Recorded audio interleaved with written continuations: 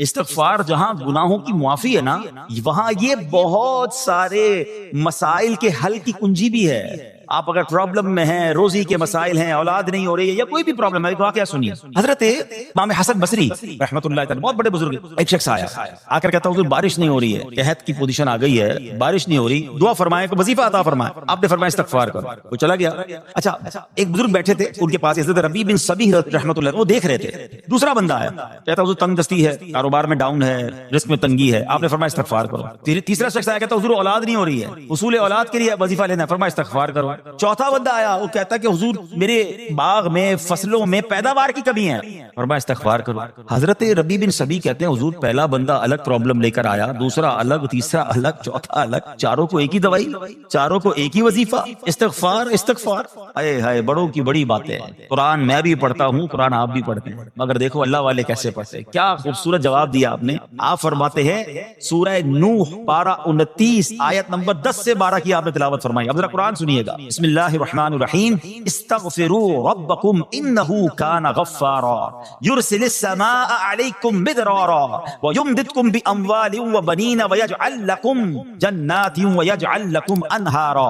سبحان اللہ. ذرا سنیے گا، اپنے رب سے معافی مانگو. استغفروا ربکم انہ کان غفارا، بے شک وہ بڑا معاف کرنے والا ہے. اب دے گا عطا، کیا فرمائے گا.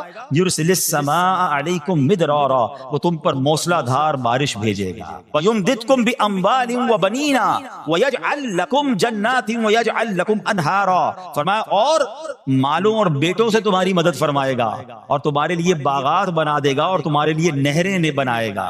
باغات بھی بڑھ رہے ہیں، اولاد بھی عطا ہو رہی ہے، مال بھی بڑھ رہا ہے، بارش بھی ہو رہی ہے. کس چیز سے؟ استغفار سے. تو استغفار یہ آپ کے بہت سارے پرابلمز کا حل ہے، مسائل کا حل ہے. بس اپنی زبان استغفار سے تر رکھے. اچھا پھر اس میں تھوڑی سی شرمندگی بھی ہے. ایسا نہیں کہ استغفار بھی ہو رہا ہے اور دماغ کہیں اور ہے، مسکرا بھی رہے ہیں، ہنس بھی رہے ہیں اور استغفر اللہ. کسی سے معافی مانگتے ہوئے ہنستا ہے کیا بندہ؟ استغفر اللہ ربی من کل ذنب واتوب الیہ. یا اللہ میں اپنے سارے گناہوں سے تجھ سے معافی مانگ رہا ہوں. بہت سارے استغفار کے صیغے ہیں. استغفر اللہ العظیم من کل ذنب عظیم. اے اللہ میں تجھ سے استغفار کرتا ہوں، وہ رب جو بہت عظیم ہے، اپنے سارے بڑے گناہوں سے میں استغفار کرتا ہوں. الگ الگ صیغوں سے اللہ کی بارگاہ میں استغفار کریں. ہو سکے تو کبھی گناہ یاد آئیں تو آنسو بھی بہ رہے ہوں، مگر یہ استغفار اللہ کو بڑا پسند ہے، معافی رب کو بہت پسند ہے. ابو اللیث سمرقندی رحمۃ اللہ تعالی لکھتے ہیں پچھلی قوموں میں ایک شخص تھا، اس نے بہت گناہ کیے تھے. ایک بار اس نے اپنی پچھلی زندگی کے بارے میں سوچا، گناہوں کے بارے میں غور و فکر کیا تو اسے شرمندگی ہوئی. اس نے نادم و شرمندہ ہو کر 3 مرتبہ کہا اللہم غفرانک اللہم غفرانک اللہم غفرانک. اے اللہ تیری بخشش، اے اللہ تیری بخشش، اے اللہ پاک تیری بخشش. اسی لمحے اس کو موت آ گئی اور اللہ پاک نے اس کی بخشش فرما دی. آئیے ہم بھی پڑھ لیتے اللہم غفرانک اللہم غفرانک اللہم غفرانک. استغفار کرنا، توبہ کرنا، گناہ یاد کر کے شرمندہ ہونا، یہ اللہ کو کتنا پسند ہے. سبحان اللہ. اس کے بارے میں چند برکتیں آپ کو بیان کرتا ہوں. بڑی عظیم برکت یہ ہے کہ اس کی بدولت بندے کا تنگی اور غم دور ہو جاتا ہے. حدیث پاک میں ہے جو ہمیشہ استغفار کرتا رہے اللہ پاک اس کے لیے ہر تنگی سے نکلنے کا راستہ بناتا ہے، ہر فکر و غم سے اسے خلاصی عطا فرماتا ہے. اس کی ایک برکت یہ بھی ہے کہ ایسے بندے کو اللہ پاک غیب سے رزق عطا فرماتا ہے. حدیث پاک میں ہے استغفار کرنے والے کو اللہ وہاں سے رزق عطا فرماتا ہے جہاں اس کا گمان بھی نہیں ہوتا ہے. اتنی مہنگائی ہے، اتنی مشکلیں ہیں، اتنی تنگی ہے، لوگ قرضے میں ہیں، کبھی ادھر جاتے ہو کبھی ادھر جاتے ہو. ارے بھائی سب کے پاس جاتے ہو، رب کے پاس کیوں نہیں جاتے؟ استغفار کرنا شروع کر دو، فرمایا ادھر سے روزی دے گا جہاں تمہارا گمان بھی نہیں جائے گا. اس کی برکت سے اللہ پاک دلوں کے زنگ کو دور فرماتا ہے. آئیے پیارے اسلامی بھائیوں، اللہ کو معافی مانگنا، دل سے پکارنا کتنا پسند ہے. میں آپ کو ایک بہت ہی خوبصورت واقعہ بتاتا ہوں، اور یہ واقعہ ہے حضرت موسیٰ علیہ نبینا علیہ السلام کا. اللہ پاک نے حضرت موسیٰ علیہ نبینا علیہ السلام نے ایک بار اپنی مناجات میں عرض کیا یا اللہ یا رب. اللہ پاک کی طرف سے جواب آیا لبیک یا موسیٰ. آپ نے عرض کی یا اللہ تو میرا مالک ہے، تو تو خالق ہے، میں تو تیرا بندہ ہوں. ارشاد ہوا مجھے یہ پسند ہے کہ جب مجھے کوئی میرا بندہ یا رب پکارے تو میں اسے لبیک کہہ کر جواب دوں. اللہ فرما رہا ہے حضرت موسیٰ نے عرض کی یا رب کیا یہ ہر مطیع بندے کے لیے ہے؟ کیا ہر نیک آدمی کے لیے ایسا ہے کہ جب تجھے وہ پکارے تو لبیک فرماتا ہے؟ سنو اللہ فرماتا ہے ہاں بلکہ ہر گناہگار بندے کے لیے بھی ہے. تو حضرت موسیٰ نے عرض کی یا اللہ فرما بردار تو تیری اطاعت کرتا ہے، وہ بات تو سمجھ آ رہی ہے، گناہگار پر یہ کرم کس وجہ سے؟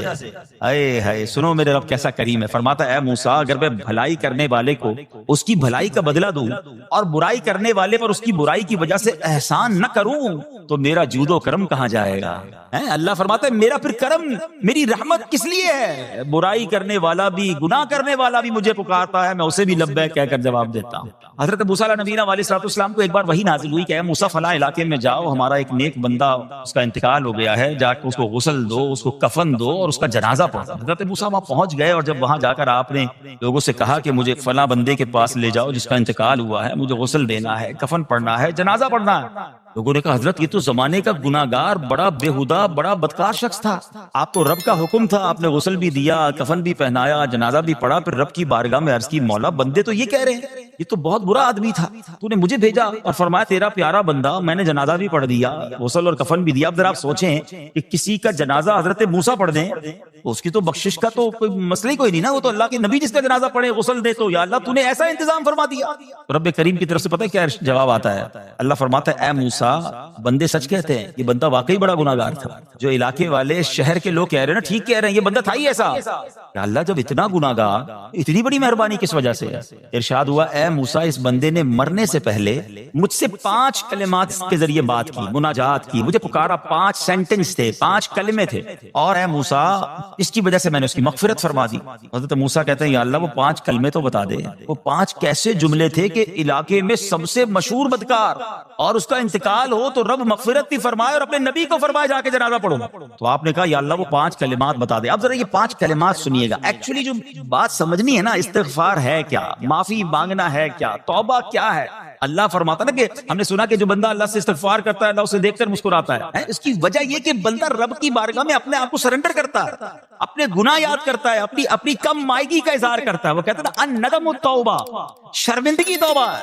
شرمندہ ہو جائے نا انسان. دنیا میں پتہ کیا معاملہ ہے، ہم کسی عدالت میں جا کر کہہ دیں ہم نے جرم کیا ہے، اقبال جرم، ٹھیک ہے، تو کیا ہوتا ہے جج کہتا ہے پھر اس کو گرفتار کرو اور سزا سناؤ. بندہ خود ہی مان رہا ہے، گواہوں کی ضرورت کیا ہے. دنیا کی عدالت میں اقبال جرم پر سزا ملتی ہے. میرے رب کی رحمت کی عدالت دیکھو، بندہ وہاں جا کر اقبال جرم کر لے، شرمندہ ہو جائے، معافی مانگ لے، اللہ اس کے سارے گناہ معاف فرما دیتا ہے. یہ فرق ہے دنیا والوں میں اور رب کی عدالت میں. سبحان اللہ. وہ حضرت موسیٰ کہتے ہیں یا اللہ وہ 5 کلمے بتا، اور بتائے گئے تو وہ 5 کلمے سنیے گا ذرا. وہ بندہ کہتا ہے مرنے سے پہلے اے رب تو جانتا ہے میں نیکوں سے محبت کرتا ہوں اگرچہ خود نیک نہیں ہوں.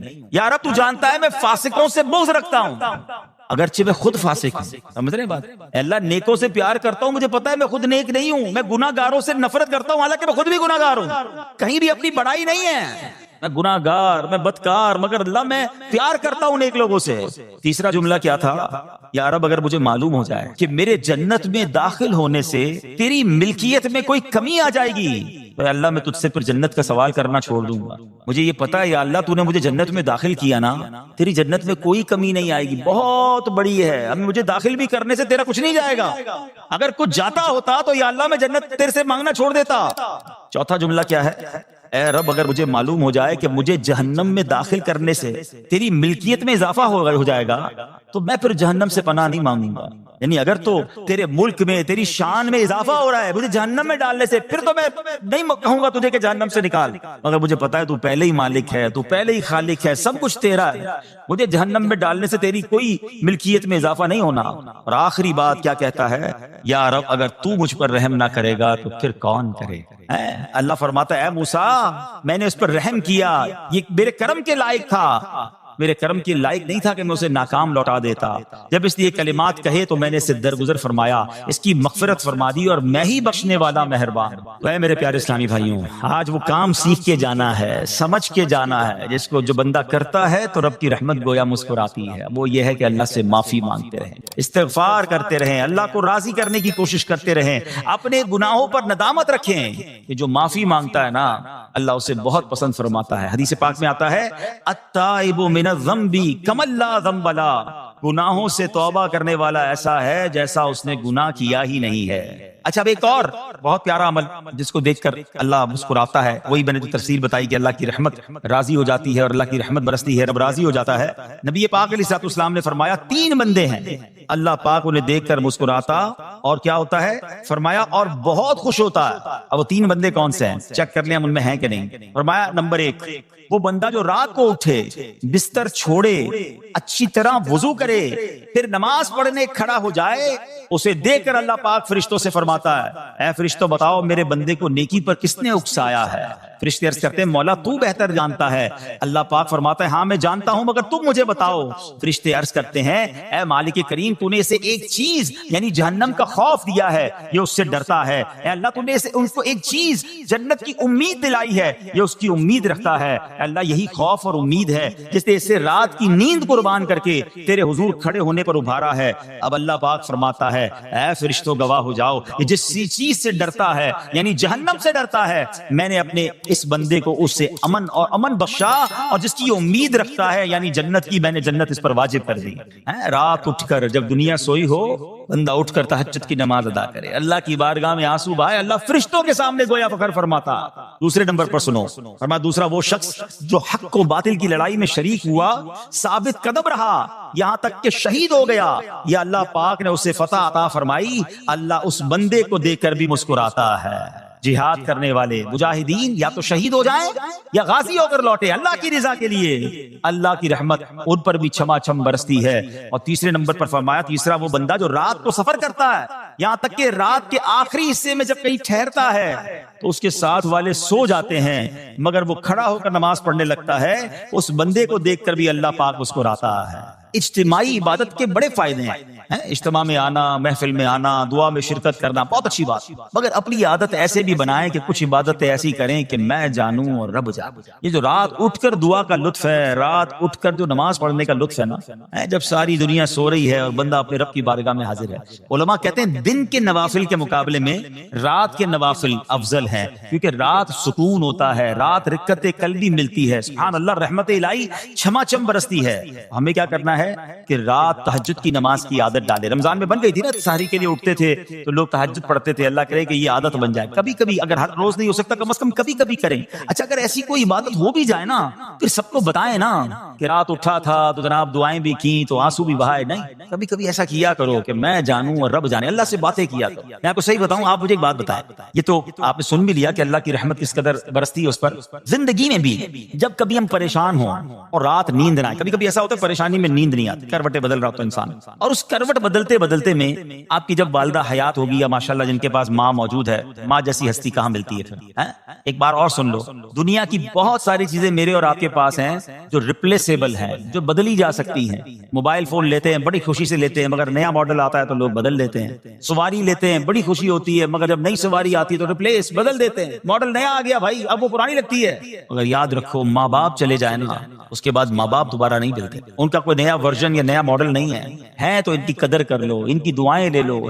تو بہرحال آپ کبھی کبھی تکلیف میں ایسا ہوا ہو کہ رات کو نیند نہ آئی ہو، بے قرار ہو کر ماں کے پاس گیا آنکھوں میں آنسو لے کر کہ ماں میں پریشان ہوں، بیمار ہوں یا قرضے میں ہوں یا فلاں پرابلم ہے، ماں نے کیا کیا تھا؟ کروٹ بدل کر سو گئی تھی کہ بیٹا تو جان تیرا کام جانے، یا ماں خود بھی بیدار ہو گئی، سینے لگایا اور دعا کرنا شروع کر دی؟ بھائی ہم روئے تو ماں بھی روئی، یہ ہے نا ماں۔ میری تکلیف ایسا لگتا ہے کہ مجھے کبھی کبھی یہ فیصلہ کرنا مشکل ہوتا تھا کہ تکلیف مجھے زیادہ ہوتی ہے میری تکلیف میں یا میری والدہ کو زیادہ ہوتی ہے؟ بیمار میں ہوں تکلیف اسے ہے، یہ رشتہ کہاں ملتا ہے؟ مگر مجھے ایک بات بتاؤ، جب میری تکلیف پر رات نیند چھوڑ کر بستر چھوڑ کر میں ماں کے پاس گیا، ماں نے سینے لگایا، تو اگر میں اپنا بستر چھوڑ کر آنکھوں میں آنسو لیے میری ماں سے مجھے کہیں زیادہ پیار کرنے والے رب کی بارگاہ میں چلا گیا تو اس کی رحمت کیا مجھے مایوس کر دے گی؟ میری ماں کے دل میں جو ممتا ہے نا وہ بھی میرے رب نے ڈالی ہے، تو رب کی رحمت کتنی ہوگی؟ تو کبھی کبھی اللہ کی بارگاہ میں رات کے اس پہر حاضر ہوا کرو، جو پرابلم ہے آپ کی، جو مشکل ہے آپ کی، آپ یقین کریں آپ اللہ کی بارگاہ میں تہجد کے وقت رات کے آخری پہر آنسو بہائیں، دعائیں کریں، نوافل پڑھیں، پھر دیکھیے آپ کے دل کو تسلی کیسے ہوتی ہے، آپ کا ایمان تازہ ہو جائے گا اور آپ نے دیکھا کہ ایسے وقت عبادت کرنے والوں سے رب کتنا راضی ہوتا ہے۔ اللہ کرے یہ بات ہمیں سمجھ آ جائے۔ اسی طرح عظیم صحابی حضرت عبداللہ ابن مسعود رضی اللہ عنہ سے روایت ہے، پیارے آقا مکی مدنی مصطفیٰ صلی اللہ تعالی علیہ وسلم نے فرمایا ایک بندہ رات کو اٹھتا ہے، اچھی طرح وضو کرتا ہے، پھر اللہ پاک کی حمد کرتا ہے، اس کی بزرگی بولتا ہے، اپنے نبی علیہ الصلوۃ والسلام پر درود پڑھتا ہے، قرآن کھول کر پڑھنا شروع کر دیتا ہے، یہ وہ بندہ ہے جسے دیکھ کر اللہ پاک مسکراتا ہے اور فرماتا ہے دیکھو میرا بندہ عبادت کر رہا ہے جبکہ اسے میرے سوا کوئی نہیں دیکھ رہا ہے۔ اللہ، یہ کاش ہمیں عادت مل جائے کہ ہم اکیلے میں عبادت کریں، انفرادی عبادت کریں، میں جانوں میرا رب جانے، کبھی تلاوت کریں، کبھی درود پڑھیں، کبھی دعائیں کریں، کبھی آنسو بہائیں، سبحان اللہ، اس کا مزہ ہی اور ہے۔ ہاں کبھی ایسا ہونا چاہیے، ہم محفل میں عشق رسول کے عالم میں رو بھی پڑھتے ہیں، مدینے کی یاد ہو، نعت شروع ہو تو ہماری آنکھوں میں آنسو آ جاتے ہیں، یہ بھی اچھی بات ہے، مگر کبھی کبھی رات ایسی بھی ہونی چاہیے کہ دل میں ہو یاد تیری گوشئے تنہائی ہو، دل میں ہو یاد تیری گوشئے تنہائی ہو، پھر تو خلوت میں عجب انجمن آرائی ہو۔ کبھی زندگی میں ایسی راتیں بھی آنی چاہیے، وہ ہے نا، جاگ اٹھا اشکوں کا مقدر، عشق نبی میں روتے روتے کیسی گزری رات نہ پوچھو۔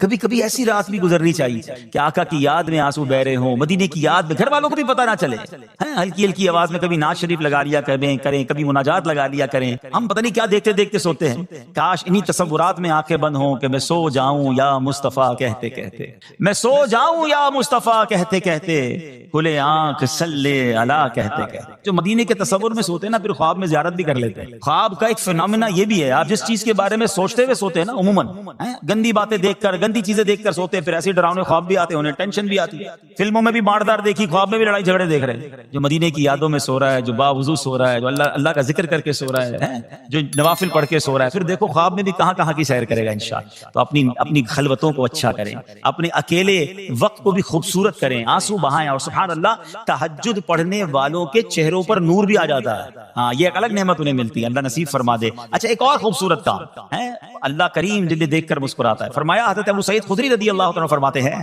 رسول ذیشان مکی مدنی سلطان صلی اللہ تعالی علیہ وسلم نے فرمایا 3 بندوں کو دیکھ کر اللہ پاک مسکراتا ہے، وہ قوم جو نماز میں صفیں سیدھی کرتی ہے، اور وہ بندہ جو اللہ پاک کی راہ میں جہاد کرتا ہے، تیسرا وہ بندہ جو رات کے اندھیرے میں عبادت کرتا ہے، انہیں دیکھ کر اللہ پاک مسکراتا ہے۔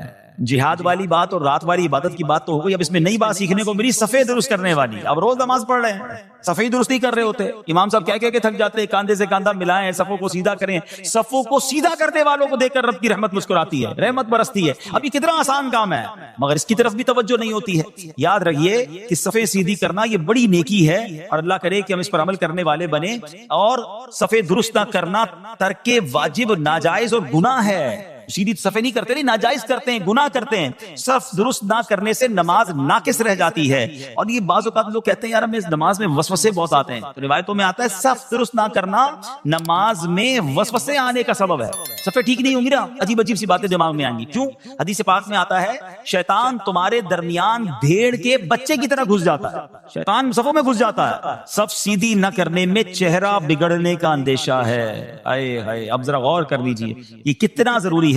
قرآن کریم میں ایک سورت ہے سورہ صافات، اس مبارک سورت کی پہلی آیت میں اللہ پاک نے فرمایا بَالصَّافَّاتِ صَفًّا، ان کی قسم جو باقاعدہ صفیں باندھے ہوئے ہیں۔ حضرت عبداللہ ابن مسعود فرماتے ہیں یہاں صفیں باندھنے والوں سے مراد فرشتے ہیں۔ حضرت جابر بن سمرہ رضی اللہ تعالیٰ عنہ فرماتے ہیں ایک دن پیارے آقا مکی مدنی مصطفیٰ صلی اللہ تعالیٰ علیہ وسلم تشریف لائے اور فرمایا تم ایسے صف کیوں نہیں بناتے جیسے فرشتے صفیں بناتے ہیں؟ ہم نے عرض کی یا رسول اللہ صلی اللہ تعالیٰ علیہ وسلم فرشتے کیسے صف بناتے ہیں؟ فرمایا پہلے اگلی صف مکمل کرتے ہیں اور خوب مل کر کھڑے ہوتے ہیں۔ سبحان اللہ، مبارک ہو مسلمانوں کو جو صفیں سیدھی کرتے ہیں، اچھی طرح کاندھے سے کاندھا ملاتے ہیں، گویا یہ فرشتوں کا کام کر رہے ہیں، فرشتوں والا کام کر رہے ہیں۔ تفسیر طبی میں ہے فاروق اعظم رضی اللہ عنہ کا یہ معمول تھا، جب نماز پڑھانے لگتے تو نمازیوں کو فرماتے صفیں سیدھی کر لو، اے فلاں ذرا آگے ہو جاؤ، اے فلاں ذرا پیچھے ہو جاؤ، پھر فرماتے بے شک اللہ پاک تمہیں فرشتوں کی طرح دیکھنا پسند فرماتا ہے۔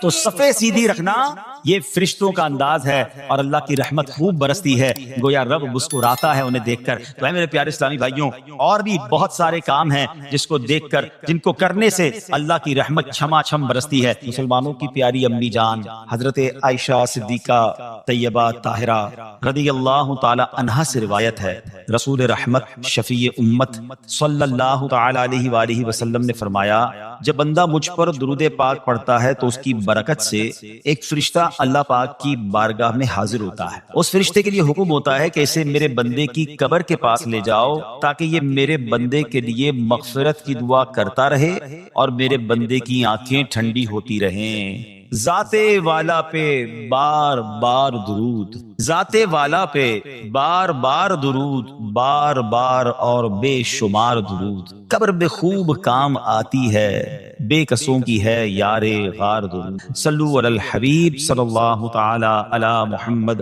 صلی اللہ علیہ وسلم. پیارے پیارے اسلامی بھائیوں، کچھ دنوں پہلے ہی کی بات ہے، ایک شور اٹھا کہ ماہ رمضان کا چاند نظر آ گیا، اور جیسے ہی رمضان آیا مسجدوں کی رونقیں بڑھ گئیں، نمازیوں کی تعداد بڑھ گئی. ایک عجب سما تھا سحری کا، ایک روحانی منظر تھا افطار کا. نوجوان، بوڑھے، بچے، اسلامی بہنیں سبھی عبادت میں مشغول ہو گئیں.